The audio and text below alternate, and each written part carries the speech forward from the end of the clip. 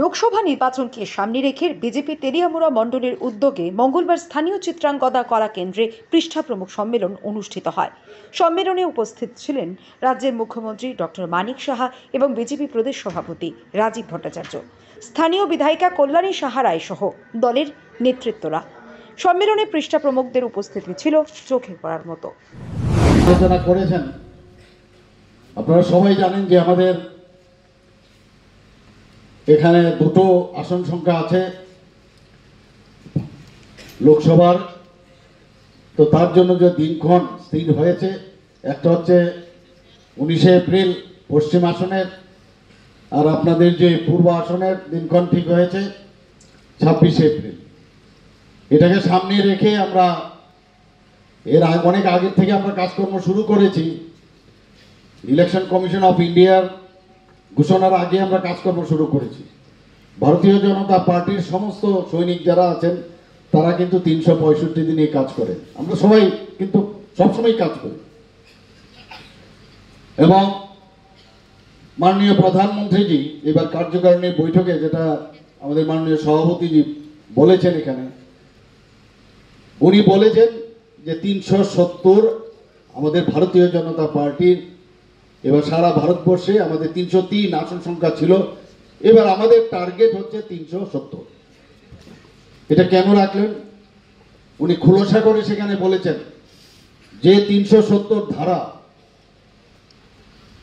Jammu and কাশ্মীরে আবার তাদের স্বাধীনতা ফেরত দেওয়ার জন্য ওনার এই যে 370 ধারা অ্যাবলিশ করেছেন, তাকে সম্মান জানানোর জন্য 370 যে টার্গেট রেখেছেন।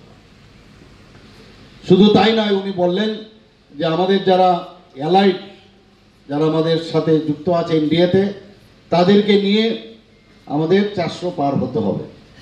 আমি এখানে খালি বলতে থাকবো, আপনারা খালি বলবেন 400 পার, কতগুলো স্লোগান, সেই লক্ষ্য থেকে আমরা পৌঁছতে পারব।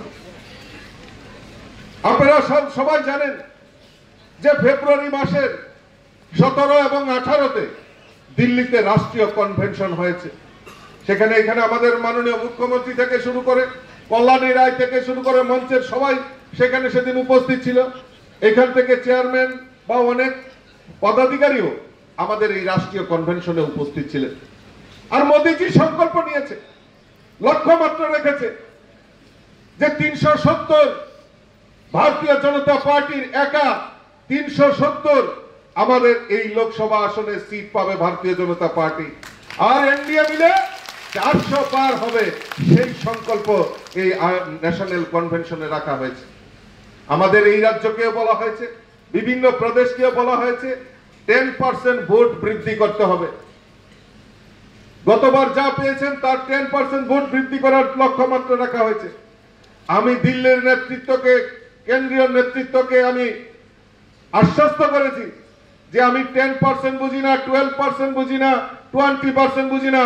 আমি ত্রিপুরা রাজ্যে আমার কার্যকর্তাদের নিয়ে সংকল্প নিয়েছি, আমাদের এই রাজ্যে 3349টি বুথ রয়েছে, আর এই প্রত্যেকটা বুথে এবার পদ্ম ফুল ফুটিয়ে মোদীজিকে উপহার দেব, সেই সংকল্প নিয়েছি বন্ধুগণ।